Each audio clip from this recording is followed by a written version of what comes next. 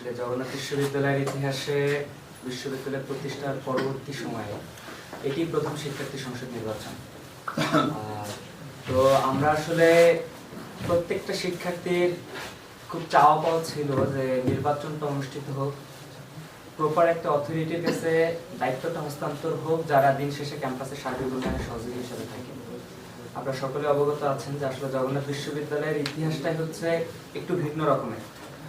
যেমন এটা পাঠশালা থেকে স্কুল, স্কুল থেকে হাই স্কুল, কলেজ, দেন এটা তো বিশ্ববিদ্যালয়ে রূপান্তরিত হয়েছে। তো অ্যাজ ইউজুয়াল অন্যান্য বিশ্ববিদ্যালয়গুলো একেবারে পূর্ণ কাঠামো নিয়েই বিশ্ববিদ্যালয় হয়।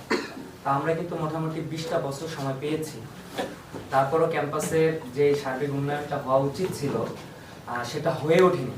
তো না হওয়ার পিছনে দায়ভার এককভাবে তৎকালীন প্রশাসন সহ সবারই ছিল। তবে শিক্ষার্থীরা তাদের অধিকার আদায়ের জন্য সবসময় কথা বলেছে, কিন্তু কথা বলা সত্ত্বেও তাদের অধিকারগুলো আদায় হয় নাই, কারণ কথা বলাগুলো যেখানে বলা উচিত ছিল, যার কাছে বলা উচিত ছিল তার কাছে পৌঁছায়নি।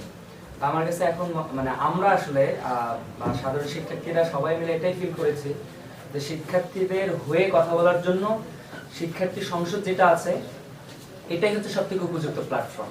আলহামদুলিল্লাহ জগন্নাথ বিশ্ববিদ্যালয়ের শিক্ষার্থীরা তাদের প্রতিনিধি নির্বাচন করেছে।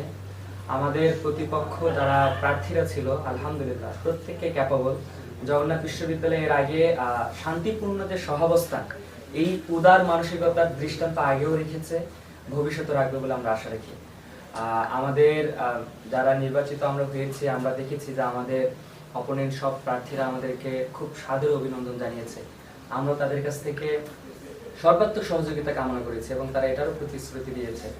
আমরা চাই যে আমাদের ক্যাম্পাসটা যাতে এরকম শান্তিপূর্ণ সহাবস্থান থাকে, আর এই ক্যাম্পাসের এই সহাবস্থানটা যাতে পুরো বাংলাদেশের একটা ছাত্র রাজনীতির রোল মডেল হতে পারে।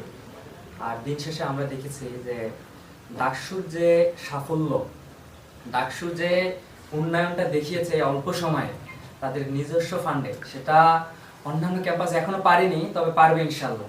তবে আমরাও আমাদের এই জগন্নাথ ক্যাম্পাসটাকে এইভাবে ঢেলে সাজাতে চাই।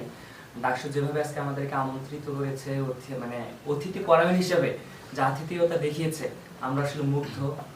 মানে যোগসুর জিএস হিসেবে আবারও আন্তরিকভাবে মোবারকবাদ এবং ধন্যবাদ জানাচ্ছি ডাকসুর প্রতি।